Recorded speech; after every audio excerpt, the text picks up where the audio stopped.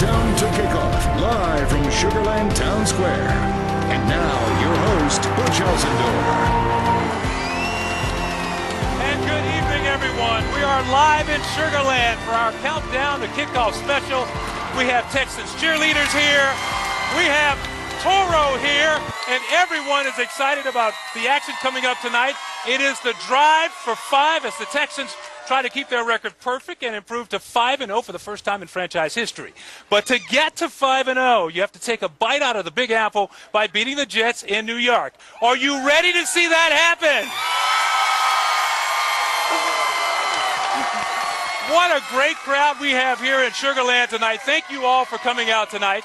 Now, I would like to invite all of you watching at home to share your thoughts about the Texans and tonight's game on Twitter. Just tweet us using hashtag KHOU Go Texans and tell us what you think. We'll share your messages at the bottom of the screen. And also, since we are all about equal time, you can also share your thoughts on Facebook using the KHOU 11 Facebook page. Now, we have this game covered from every imaginable angle. We have reporters in New Jersey to show you what's happening right now at MetLife Stadium, where the Texans and Jets are warming up. And that is where our Jeff McShane is standing by with some very pumped-up Texans fans. Jeff? All right, welcome back to MetLife Stadium. We're glad you could join us. Monday Night Football is special. It means the entire nation is focusing in on just two teams, and that is always on the players' minds, whether they like to admit it or not. And when you are under the bright lights of New York City, the intensity is even greater. For more on that story, we turn to Matt Musil at MetLife Stadium. Well, as most of you know by now, tonight's game is a matchup of two teams going in the opposite directions. At 4-0, the Texans have been a dominant team, while the Jets have been in disarray after getting shut out last week. Daniel Gutera has more on the battle in Gotham. When you talk about the Texans and the Jets, the word defense usually follows. And welcome back to our countdown to kickoff special. And don't forget, keep those tweets coming at hashtag KHOU Go Texans. Well, joining me now are two men who really know the NFL from the inside out. They know how to deliver a hit and how to take a hit. Former Oilers quarterback Dan Pastorini is here, and also former Texans defensive end Indy Kalu. Gentlemen, let's talk about the big game coming up tonight. We'll start with the guy who keeps the train on the tracks for the Texans, quarterback Matt Schaub. This is an important year for him, isn't it? It is an important year. He's, he's playing for a new contract and everything else, but he wants to prove himself. He's finally got a team around him that I think he can really excel in.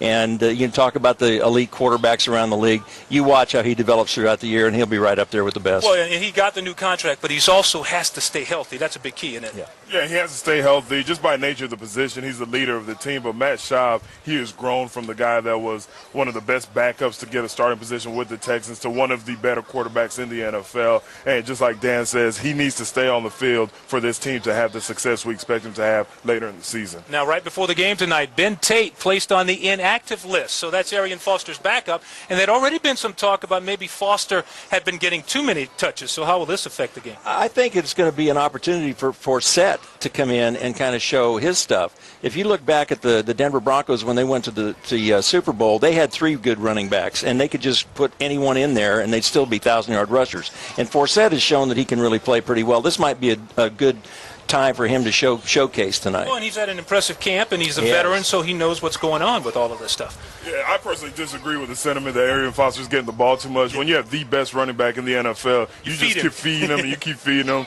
and until the wheels fall off. And you know a little bit about giving the running back the ball a lot. But it's also nice to have that fresh running back wear that defense down, too, that tandem. Earl Campbell out, didn't you? Yeah, we did a little bit. But, we had a couple of good guys, Ronnie Coleman, to back him up that did a good job, too. Defense for the Texans, number one in the league. It's been fantastic.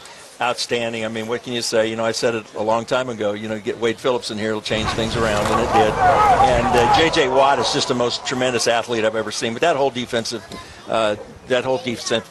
group is great. Kareem Jackson, under a lot of ridicule, he's really done well covering the receivers this year, and last week returning that 1 for 6. Indy, let me ask you quickly about that with Kareem, because he was much maligned as a rookie, and boy, has he really turned things around. Right, I think they threw him into the fire too quick, but now he's grown every single game with all the issues that he's had. He's learned from them. That's what you want from young players, to learn from the mistakes, and he's not making the same mistakes he made last year, and it's fun to watch him grow.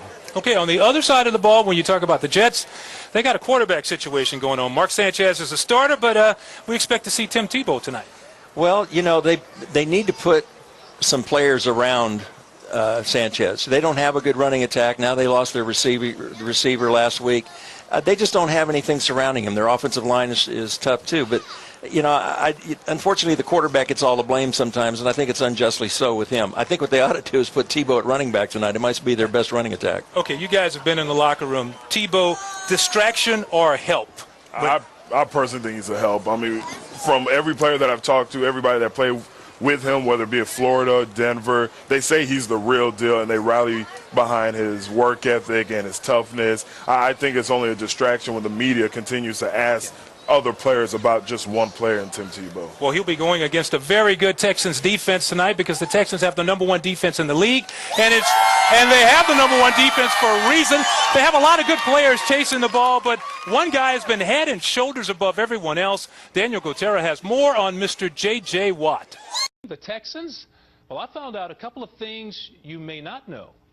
Who's the best dresser on this team? It's tough, man. Could be Andre Johnson.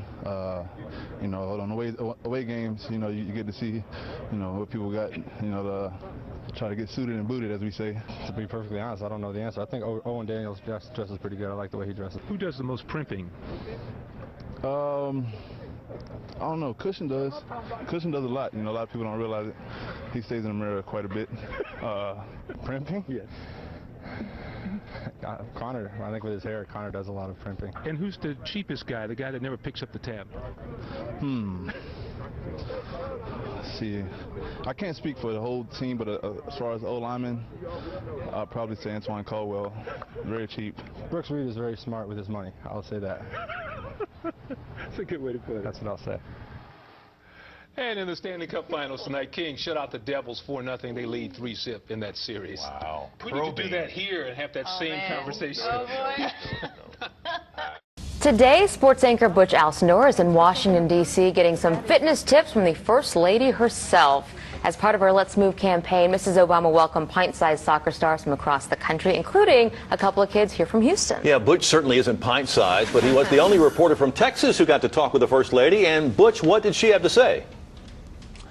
Oh, Greg, she had a lot to say, and I'm telling you, it was not the normal day at the office at all. It started when the president decided to honor the MLS champion LA Galaxy, the team, by the way, that beat our Dynamo team in the finals. Well, the First Lady decided to invite 5 soccer groups from around the country. I was lucky enough to get an invite and a one-on-one interview with Mrs. Obama. Now, the teams came from Houston, D.C., Miami, St. Louis, and Denver. It was a perfect fit for the First Lady's Let's Move program, which is all about raising a healthier generation of kids. Obesity. You know, really, it's, you know, the lessons I learned as a mom. You know, going through the struggles of trying to balance work and family and provide good meals, making sure kids don't have too much TV time. It's hard to do, and we struggled with it. It's a program, she told me, she feels very passionate about, and the kids got to interact with some of the soccer players. It was a lot of fun. We will hear from them when I come back at 6 o'clock. Back to you, Greg and Lisa. We know she's very fit, Butch. Did she challenge you to any sit-ups or push-ups competition? We're sure she'd win. Make you drop and give you 20? Yeah. I would not take that challenge. I saw what she did to Jimmy Fallon. I'm not going there, guys. Smart man. Butch Alsandor live from Washington, D.C. tonight. Thanks, Butch. And now, here's your host, Butch Alsandor. Good evening. I'm Butch Alsandor. In less than 24 hours, 68 teams will find out if they got their tickets punched to the big dance. Now, they all want to be a part of the drama and the excitement surrounding the NCAA tournament, better known as March Madness. It was 40 years ago the last time the Final Four was in Houston. The year was 1971, and powerful UCLA took on Villanova in the title game at the Astrodome. 31,000 screaming fans, it was a record at that time, watched as the Bruins nipped the Wildcats 68-62. Last year, nearly 150 million viewers tuned in, making the big dance one of the biggest sporting events on TV. Actually, it was second only to the Super Bowl. This year, live from Houston, it's safe to say the madness will reach a fever pitch. One question you might be asking is, what does hosting the Final Four really mean for Houston? How will it affect you?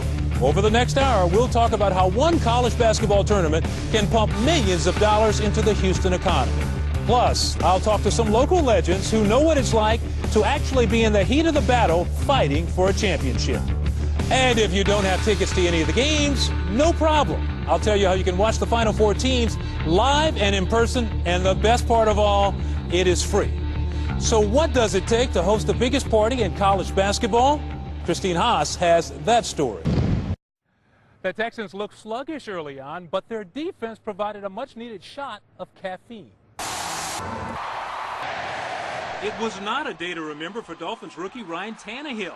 Here his pass is deflected and picked off by Jonathan Joseph. He returns it 36 yards, setting up a field goal, tying the game at 3. That's when J.J. Watt cranked up his block party. He tipped the pass here, and it's intercepted by Brian Cushing. Later, Arian Foster slashes 14 yards in for a touchdown, and it was 10-3 Texans. Watt got the big hands up again, deflecting another pass, and this one is picked off by Kareem Jackson. Foster would score again. As for Tannehill, he was intercepted 3 times in the first half, mainly because of the big hands of J.J. Watt with 4 deflected passes. The one I'm thinking of that he batted down, he almost caught again, so he's got such confidence in that. You know when you're stuffed as a pass rusher, it happens. Sometimes you get stuck. Throw your hands up, try to do anything you can to make a play, and that's when you have success. After a Miami fumble, it's Matt Schaub throwing a perfect strike to Andre Johnson for a touchdown. A great day for Dre with 119 yards receiving, and it was 24-3 Texans at the half. He's playing at an extremely high level. He's the best in the game, and he showed it today. In the second half, the Dolphins got a shot of adrenaline on this 72-yard punt return for a touchdown by Marcus Thigpen, but the Bulls on parade kept the heat on. Watt added 2 sacks, and the Texans go on to beat the Dolphins 30-10. Wasn't pretty. In this business, a win is a win. Also today, the Texans announced a contract extension for Matt Schaub. We'll have more on that story in sports. From Reliance Stadium, Butch Alsandor, KHOU 11 News.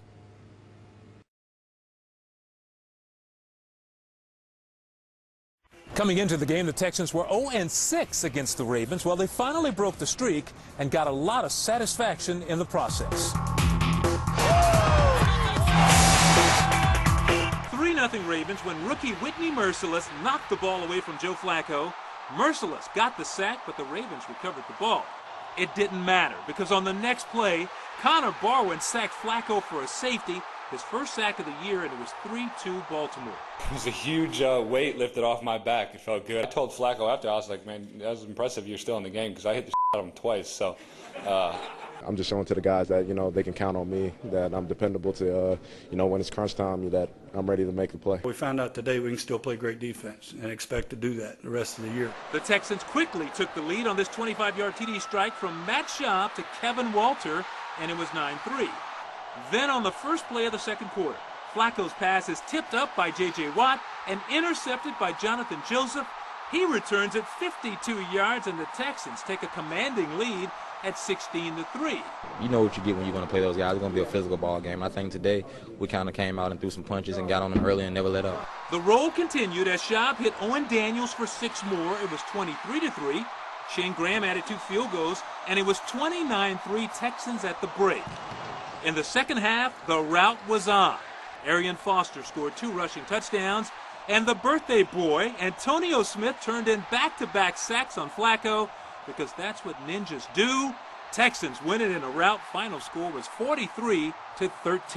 I knew we were going to bounce back, all week in practice. I knew as soon as we left the field last week that, we were going to come back strong. I'm going to go to Oklahoma and relax. Man, don't tell Coop, I might ride my horse. The victory over the Ravens left the Texans as the top seed in the AFC. From Reliance Stadium, Butch Alsandor, 11 Sports.